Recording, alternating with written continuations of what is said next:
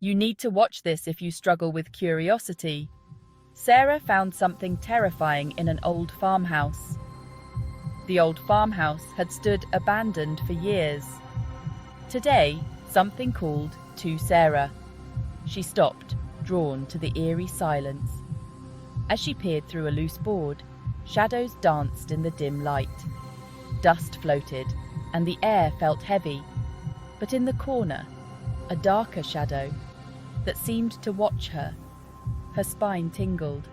She backed away, heart pounding. Suddenly, a loud thud echoed. Sarah ran, fumbling with her car keys, breathless. As she sped away, the darkness spread inside the house. A figure emerged, faceless, in the shadows. That night, Sarah lay awake, haunted by the gaze from the corner. The house let her go, but it wouldn't forget. And neither would she.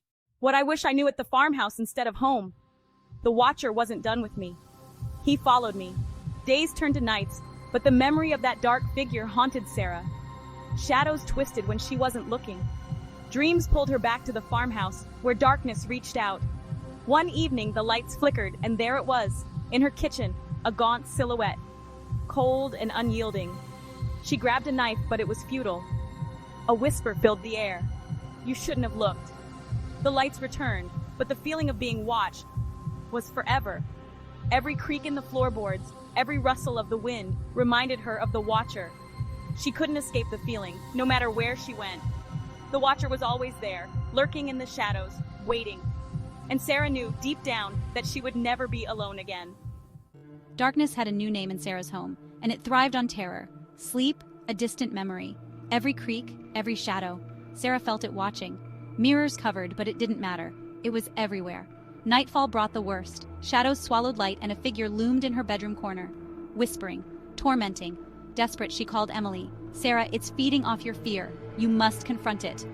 Emily arrived with candles, salt, tools against the unknown. They formed a circle, chanted, and waited. The air grew frigid. Shadows writhed. What do you want? Emily demanded. A deep, raspy voice replied, You should not have looked. The figure surged, but the salt held it back. Emily's voice rose, commanding it to leave. The figure roared, shadows closing in. Sarah clutched her knife, fear gripping her. You cannot escape, it hissed. Emily threw salt.